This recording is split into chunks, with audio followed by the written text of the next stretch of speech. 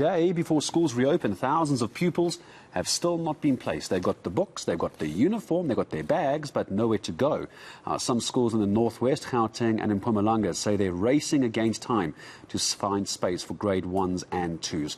Well, let's speak to Tshegofatso Phala from the Equal Education Law Centre. Tshegofatso, good morning to you. All the best for the year ahead. And I feel like we're having deja vu. Every single year we get to this time of the year where pupils go back and we don't have enough place for pupils, and the department is racing to find space. Good morning, Gareth. Yes, you're quite correct. Last year, this time, I was in the same seat speaking about the same problem, and it has been. It's a recurrence. At the beginning of the year, we have thousands of learners, both inland and in our coastal provinces, who sit at home being unplaced.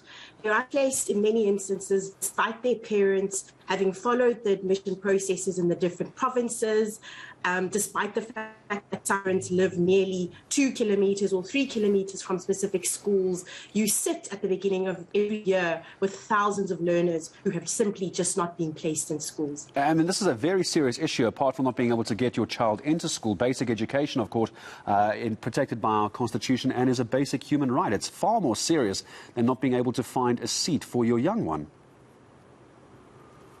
It really is. It is because we know that the right to basic education is an enabling right. It's the kind of right which ensures that we take down our employment rates. It's the kind of right that ensures that children have access to nutrition at schools, that children have access to psychosocial support.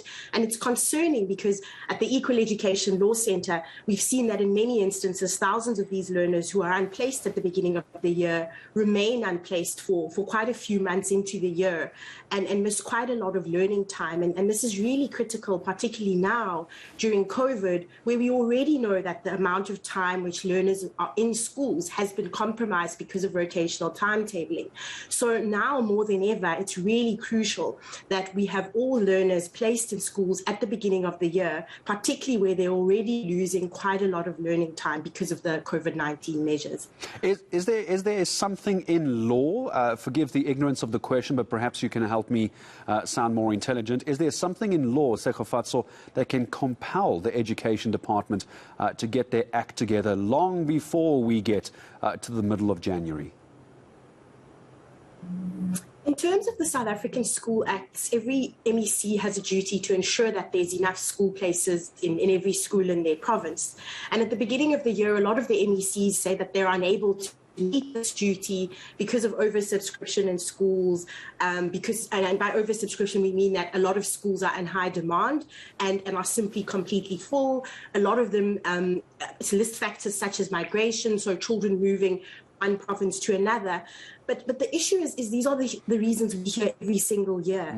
And so clearly there needs to be plans to address these issues, which MECs are well aware of. These are issues which they see every year. Another, of course, big issue is infrastructure and the lack of enough schools in a lot of provinces. One, of course, is quite impressed with Gauteng having said to us that they've put in about 240 million to try and build extra classrooms, and that this will give us about 400 classrooms. But whether or not this will be enough to stop this crisis, I'm not quite sure, particularly in a context where we know that over the past 2 years in response to COVID-19, the infrastructure budget for education has been decreased due to austerity measures. And so one is really concerned whether we'll ever nip this issue around placement in the bud. And we know that there's also high dropout rates in schools, there's low attendance. And so it really is concerning because the reality is a lot of our children are not getting a chance to have access to basic education. And basic education is supposed to be different to other rights in our Constitution. It's supposed to be immediately realizable. But the reality in South Africa is that this immediate notion of education really continues to be a dream for many. Tshegofatso, before I say goodbye to you, I feel like you and I are going to have this conversation again next year, this time. But let's imagine in our La-La land that they actually are able to fix this in a year. What would it take? What would you tell them, Tshegofatso, if they're listening to you now going, all right, Tshegofatso Phala from Equal Education, what would you do? You tell us what to do and we'll do that. What do you think they should do so we don't have this conversation this time next year? many years, the Equal Education Law Centre has tried to engage with government and given novel ideas around the need to start allocating better infrastructure budgets to increase our schools in different provinces, the need to start educating parents more and supporting parents more, because it's very clear that while there are some efforts to try and inform the parents and support them on admissions processes, it's clear from the amount of parents who are not able to apply properly. We've been told by Gauteng there's 17,000 parents or applications which are incomplete, and so 17,000 learners unplaced because parents didn't know what to do.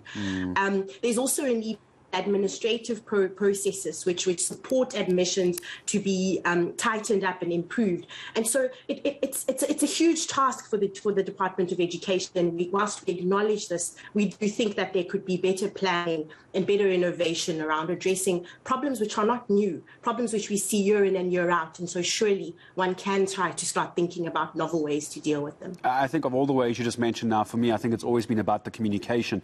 Speaking to a few parents, I'm not a parent, but speaking to a few, saying the communication and understanding the process. There's just so much that needs to be taken in. There's so many changes and so much admin that can be very confusing. It's a good point, Tshegofatso.